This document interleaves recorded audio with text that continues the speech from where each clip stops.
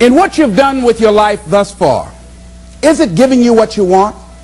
Is it giving you what you want? When you look toward the future, when you look at all that's going on out here, is there some place within yourself you say, hey, I know I need to be out there in that arena. I know I can do more than what I've been doing. I know there's some great music that I have within me that I haven't brought out here yet. Is that something that you begin to look at within yourself? See, I say if you look at your life, and if you're not getting what you want, you owe it to yourself to do something differently. If you're on a job, 85% they say of Americans go to jobs that they're unhappy. If you're doing something 8 hours a day that you don't like, it's not giving you what you want, it's not giving you a strong feeling of satisfaction and fulfillment, you're miserable, you hate to go there, you're depressed just thinking about it, you sing the "Thank God It's Friday" song every week. If that's what it is, you owe it to yourself to start strategically working to change directions. See, but you know what most people will do? Most people will resist change. Most people will fight change as if change would be worse than what they're experiencing. See, they know this. They're familiar with this. Most people will not challenge the unknown. They won't just step out there. See, there's certain things that's got to be in place. They got to see it all together. And life isn't like that. That's not how you grow. So as you look at your life, you're saying, I'm not getting what I want. As you begin to look toward the future, begin to know that whatever it takes for you to create that, you've got that in you. You've got that. You've got genius in you. You've got goodness in you.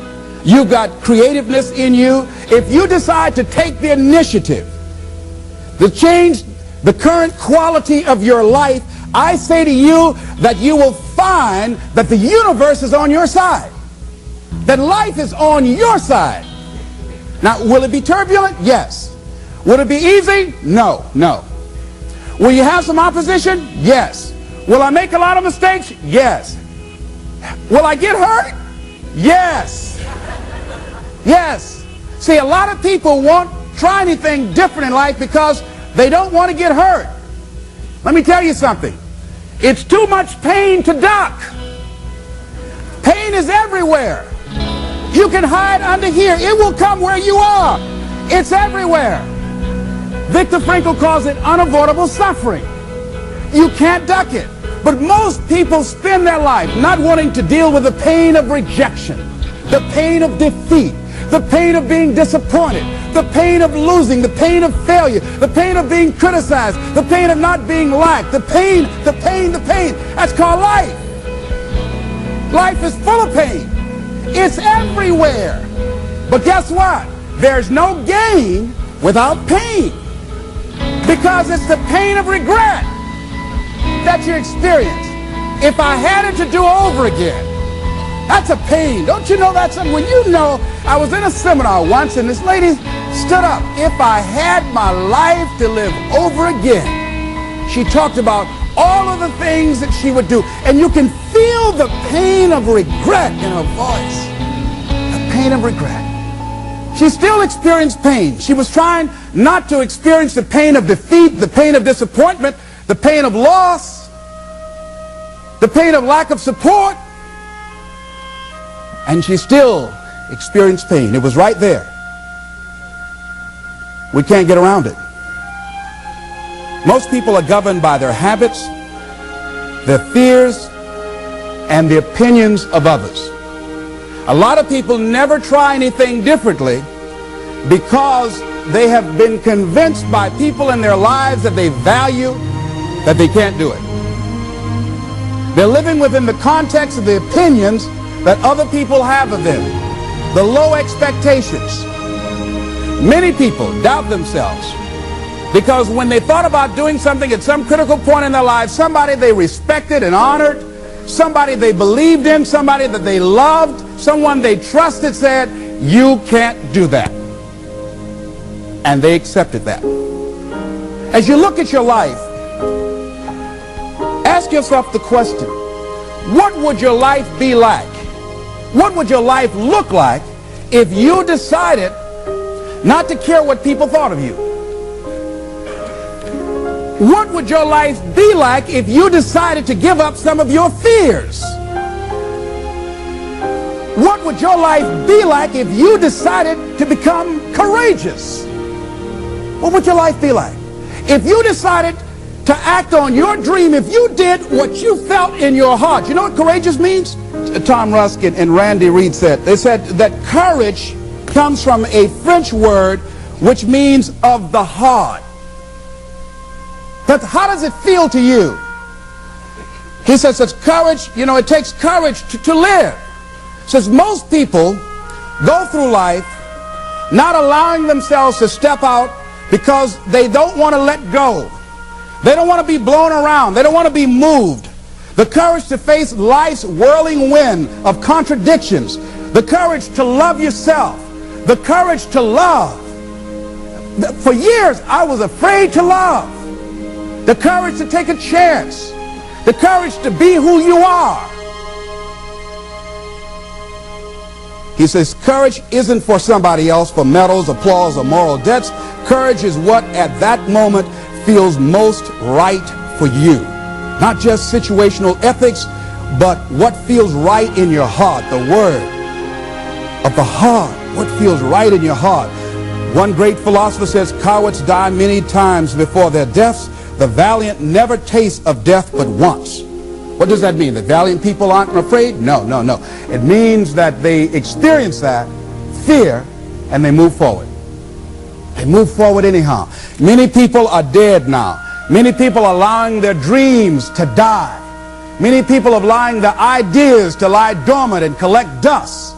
Many people have all this talent and ability that they are allowing to be buried inside of them, that they will take with them to their graves because they didn't have the courage to be who they are.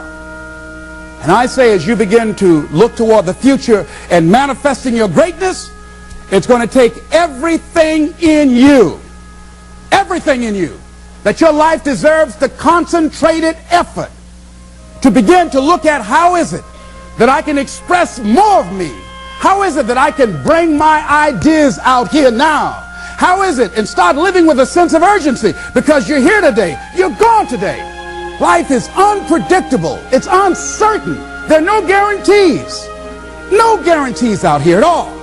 So holding back, what are you waiting on? Ask yourself, what's the benefit of your waiting? What's the benefit of your not living your dream?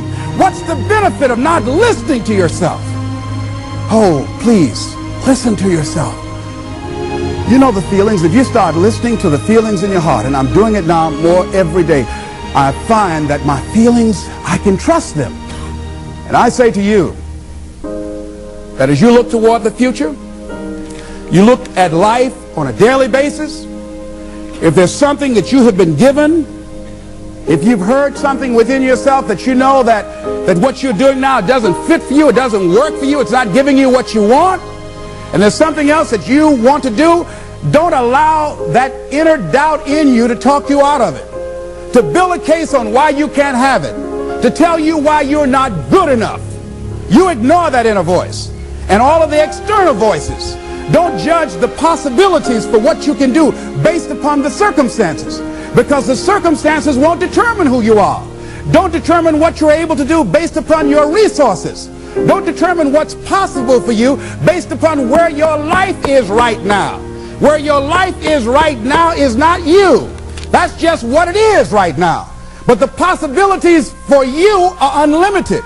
If you're in a rebuilding process, it's unlimited. If you're coming back from adversity and devastation, it's unlimited of what you can do. That's the capacity of human beings. It doesn't matter how many mistakes you've made. It doesn't matter how many flops you've had. It doesn't matter how much money you've lost. In fact, I see it only as an investment of what you learn from life. Not losses, but investments of what's possible for you. And I say to you that once you start listening to yourself, and as you begin to act on your dream, as you start just trying to find your way, doing what you can with what you have, you will start seeing things opening up for you. You'll start attracting people. You say, where'd they come from?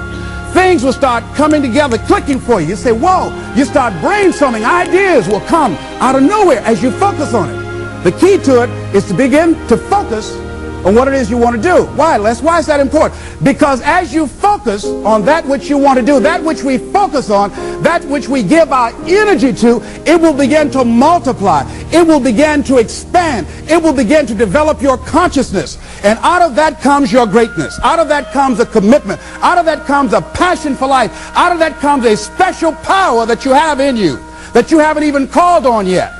See, the powers that we have will never reveal themselves if we don't challenge them, if we don't put ourselves in a position where we have to use them. So one of the most important things is reading a book that's a really interesting book called Instant Millionaire, and the guy said, put yourself in a position where you can't retreat, where it's do or die, sink or swim. Here's what you'll find out. You'll develop incredible swimming skills. You'll find yourself stroking unlike you've ever seen before. Through the inspiration of desperation, you'll become more creative than ever before. So what is it? How do we handle that whole piece? Throw your whole self into it. See, most people go at it tentatively. They don't give all their stuff. They don't concentrate. They don't put everything they've got in them. One guy wrote a book called All You Can Do Is All You Can Do. And all you can do is enough. But he said, make sure you do all you can do. And if we're honest this evening, we know that we haven't done all we can do. So as we look at the future, we can decide that from this day forward, as I look at my personal relationships, if I look at my professional relationships, if I look at my family relationships, if I look at all the dimensions of my life, looking at myself mentally, emotionally, and spiritually, I'm going to do all I can do to develop me, to bring my talent out here, to make a contribution to life.